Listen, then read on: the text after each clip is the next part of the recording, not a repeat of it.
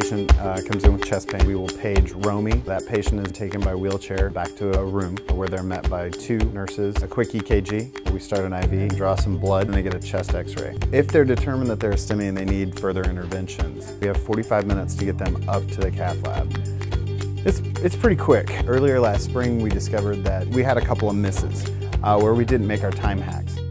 The Partnership Council came up with the idea of using timers. This is a ROMI timer. When somebody comes in with chest pain and a ROMI is paged, a triage nurse or the secretary uses the ROMI timer. They start the timer as soon as the ROMI is paged overhead.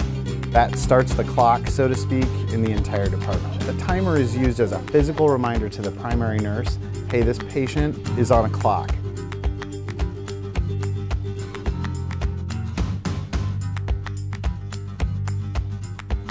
Door to dilation time is when a person walks into our ED to the time we get them up in the cath lab and we get that vessel open. Communication is big because it is stressful and the patient is having a lot of pain, and we're all moving very fast. It's a collaborative team effort to get that patient from that ED cart to our table. We make sure that our staff is educated and understand our processes and why we do things the way we do. We saw our times go from 80 to 90 minutes, and a year or 2 ago to today we're consistently seeing them in the 50 minute and 60 minutes. Many times the patients start within our region. We brought all of the team members together. We identified some algorithms, built order sets into our Epic, and then shared those. These innovations really assist us in shaving off minutes of time, which ultimately saves patients. Time is muscle. Time is muscle. Time is muscle.